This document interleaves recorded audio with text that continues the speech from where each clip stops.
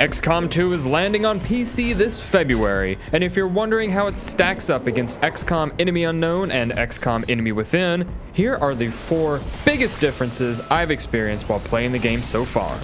First, let's talk about psionics and psionic abilities. As you'll recall, in Enemy Unknown, psionics are a bonus set of abilities you can unlock in soldiers who have the psionic gift. Unlocking these abilities tends to happen pretty late in the game, and the powers you earn are stacked on top of your soldier's existing class and skills. My mind is my shield. Now, psionics in XCOM 2 are a whole different beast entirely. Instead of being an additive bonus, they're now a totally new soldier class unto themselves.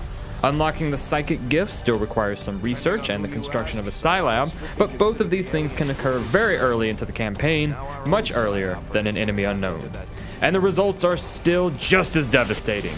Unlike the other classes, a psi soldier's abilities are pulled from a randomized pool of potential psychic skills. Some of them you'll recognize from the previous games, such as mind control, while others are totally new, like the Null Lance you're seeing here.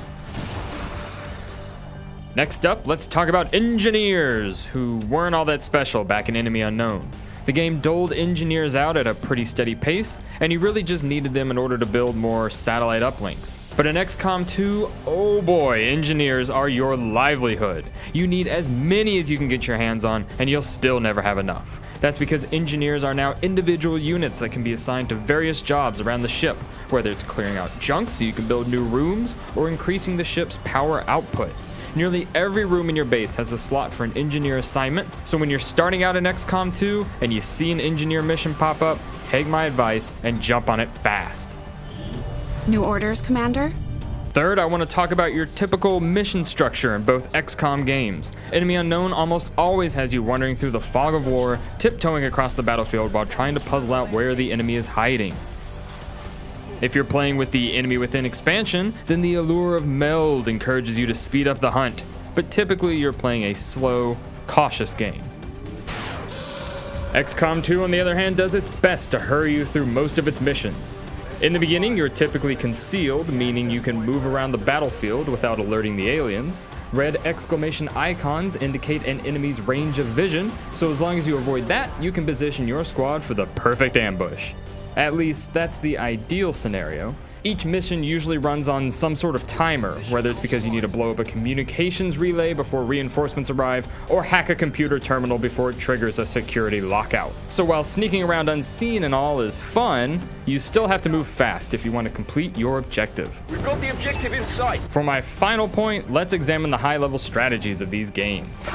In Enemy Unknown, your overarching goal was clear: build more satellites. Satellites give you coverage reduces panic, provides funds, and basically ensures you won't lose the game. Everything you do, at least in the beginning, is to help get more satellites into orbit. I'll make sure production begins immediately. Now, as you might have guessed, XCOM 2 isn't so straightforward.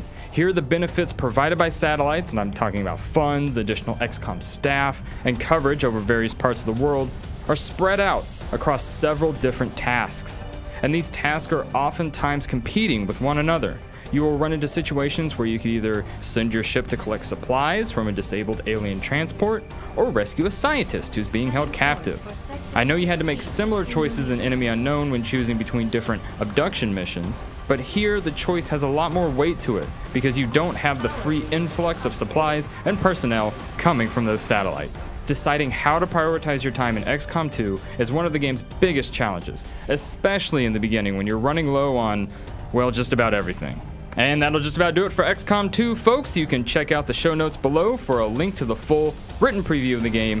And if you like what you saw, why not hit that subscribe button and check out some of our other videos.